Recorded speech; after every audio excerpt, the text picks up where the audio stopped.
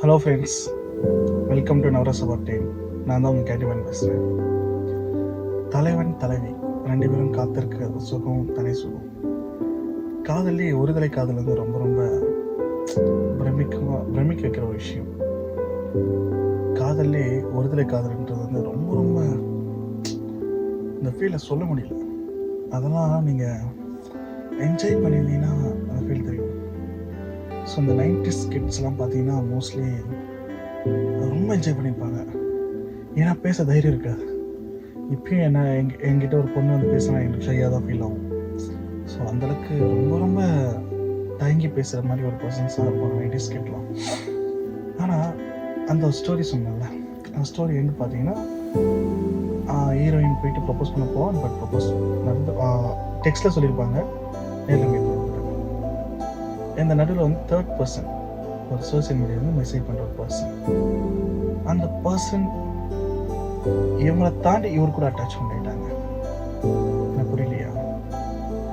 So அந்த person 2 நாள் வராதனால தலைவிக்கு தப்பாக போகல.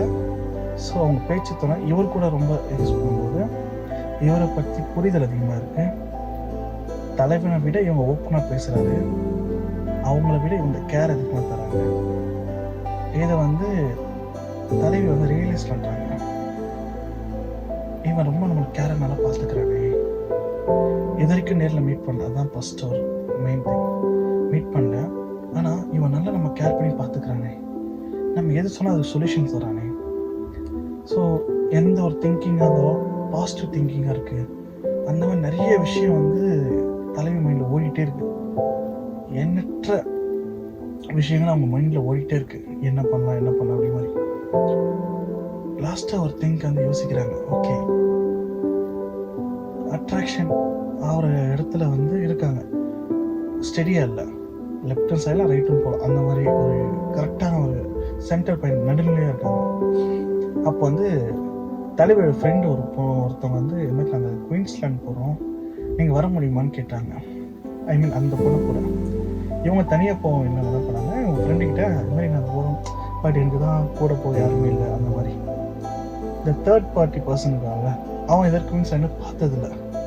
அதனால் ஓகே என்ன நான் வரட்டுமா அப்படின்னு சுமார் விளையாட்டாக கேட்டுட்டான். அதுக்கு உண்மையாக சொல்கிறேன் அப்படின்னு. இதுக்கு இந்த பையன் இல்லை சும்மா சொன்னேன் நீங்கள் எப்படி அப்படிங்கிற மாதிரி தயக்கத்தோட, இல்லை நீ உண்மையை வரையா சொல்லி நம்ம போகலாம் அந்த மாதிரி சொல்லியிருக்காங்க. அவன் ஓகே போகலான்னு சொல்லிட்டு 2 பேர் ஃபஸ்ட் டைம் மீட் பண்ணுறாங்க ஒரு பஸ் ஸ்டாப்பில்.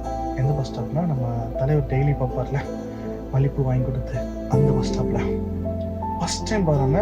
ஃபஸ்ட் டைமே பார்த்தீங்கன்னா வெயிட் பண்ணினா இல்லை, தலைவி அவங்க ஃப்ரெண்ட்ஸ் ஒரு பஸ்ஸில் ஏறிட்டாங்க, ரன்னிங்கில் போது நம்ம தேர்ட் பர்சன் போய் ஏறுறாரு. அந்த மாதிரி ஒரு ஃபன்னாக நடந்த ஒரு இன்சிடென்ட். அப்போ தான் 2 பேரும் பேச ஆரம்பித்தார். நேரில் ஃபோனில் பேசுறது டெக்ஸ்ட் தாண்டி நேரில் பேச ஆரம்பிச்சு. அப்படியே பேசி குயின்ஸ்லாண்ட் போயாச்சு. குயின்ஸ்லாண்ட் போகிறதுக்கு 1 hour டிஸ்டன்ஸில் நல்லா பேசியிருக்காங்க. அப்படி பேசும்போது நல்ல ஒரு புரிதல், நல்ல ஒரு நட்பு இது இன்னொரு ரிலேஷன் மீட் பண்ணாங்க. குயின்ஸ்லாண்ட் போயாச்சு. குயின்ஸ்லாண்ட் போனால் ஒரு சில ரைடெலாம் வந்து தலைவருக்கு வந்து ஒத்துக்கல, தேர்ட் பர்சன் போனவருக்கு. அவங்க ஃப்ரெண்ட்ஸ்லாம் நல்லா என்ஜாய் பண்ணாங்க. என்ஜாய் பண்ணிட்டு ஒரு கட்டத்தில் ஓகே டைம் ஆகிடுச்சு, ஓகே நம்ம கிளம்பலாம் அந்த மாதிரி கேட்டுக்காரு. பட் அங்கே இருக்கவங்களாம் கிளம்பல. பட் இவங்க வந்து போஸ்ட்னு இவங்க 2 மட்டும் தனியாக வந்துட்டு இருக்காங்க. யாருன்னா நம்ம தேர்ட் பர்சனாக நம்ம கதையோட ஹீரோயின். பஸ்ஸில் போகும்போது சீட்டு வந்து சஃப்லை. ஸோ அங்கே வந்து நம்ம தலைவர் தான் தெரியுங்களா, நம்ம தேர்ட் பர்சனாக இருக்கிற பர்சன் தான் தெரியுங்களா.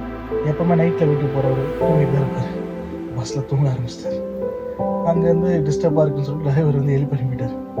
எப்படின்னா, தம்பி நீ தூங்குறத பார்த்து எனக்கு தூக்குறது, அங்கே பஸ் ஆக்சிடென்ட் ஆகிடுவோம், நீ பின்னாடி போய் உட்காருப்பான்னு சொல்லிட்டு வந்து சரிட்டு அப்புறம் பின்னாடி உட்காந்துட்டு அந்த ஒரு மீட்டிங் அதோட முடிஞ்சு. இதுதான் ஒரு மெயின் பாயிண்ட். அதுக்கப்புறம் இந்த தேர்ட் பர்சன் தலைவிக்கு மெசேஜ் பண்ணலை. தலைவியும் ஒரு 2 நாள் மெசேஜ் பண்ணாங்க, ரிப்ளை வராதனால அப்படியே ஓட் பண்ணிட்டாங்க. இந்த பிட்வீன் கேப்பில் என்ன ஆயிருக்குன்னா, தலைவிக்கு தேர்ட் பர்சன் மேலே லவ் வந்திருக்கு. ஏன்னா நான் ஒரு பையனை லவ் பண்ணேன், அந்த பர்சன் நான் ப்ரொப்போஸ் பண்ணேன், பட் அவர் எனக்கு ரெஸ்பான்ஸ் பண்ணலை, அவர் என்னை இக்னோர் பண்ண, அவருக்கு எனக்கு பிடிக்கலன்னு. ஸோ நான் இவரை லவ் பண்ணாலும் ஒரு ட்ராக் அவங்களுக்கே க்ரியேட் பண்ணியிருக்காங்க. இது மைண்டில் ஓடிட்டு. பட் அந்த தேர்ட் பர்சனாக பழகின பர்சனுக்கு அந்த ஒரு இன்டென்ஷனே கிடையாது. நான் அவங்கள காமாக பேசுறது, ஒரு ஃப்ரெண்டாக பேசியிருக்கேன், ஃப்ரெண்டாக ஓகே. ஏன்னா அவர் நிறைய பழகிருக்கனால ஆனால் இவங்க தப்பாக புரிஞ்சுக்கிட்டு இவர்கிட்ட ஒரு 3 month கழிச்சு தேர்ட் பர்சன் மெசேஜ் எப்படி இருக்குன்னு கேட்கும்போது என்ன எனக்கு உனக்கு பிடிச்சிருக்குன்னு சொல்லியிருக்காங்க. இதோட இந்த ஸ்டோரி ஸ்டாப். ஏன்னா இந்த ஸ்டோரி ஸ்டாப்னு சொன்னீங்கன்னா, நம்ம பேசுகிற டாபிக் வந்து ரெகனைஸ் பண்ணிக்கோங்க. ரிமைண்ட் பண்ணுறேன், ஒருதலை காதல். ஒருதலை காதலில் ரொம்ப இம்பார்ட்டன்ட் திங் என்னென்னா, இட்ஸ் அ பாண்டிங் அண்ட் கனெக்டிவிட்டின்னு சொல்லுவாங்க. கனெக்டிவிட்டினா நீங்கள் அவங்களோட கனெக்ஷன் இருக்கும். ஐ மீன் டெக்ஸ்ட்லாம் பேசணும், ரெஸ்பான்ஸ் பண்ணணும். இந்த 2 நாள் நம்ம ஹீரோ பேசாமல் இருந்தார்ல, அந்த 2 நாள் என்ன மேட்டர்னா, அவர் போலீஸ் ட்ரைனிங் செலக்ட் ஆகி போலீஸ் ட்ரைனிங் போயிருக்காரு. அங்கே அவரால் சரியாக பேச முடியாமல் செலக்ட் ஆனதுக்கப்புறம் அந்த ஆர்டரை கொடுத்து ப்ரொப்போஸ் பண்ண அவர் வெயிட் பண்ணியிருந்தார். இது காலப்போக்கில் தான் தெரிஞ்சிருக்கு இந்த ரீசன்.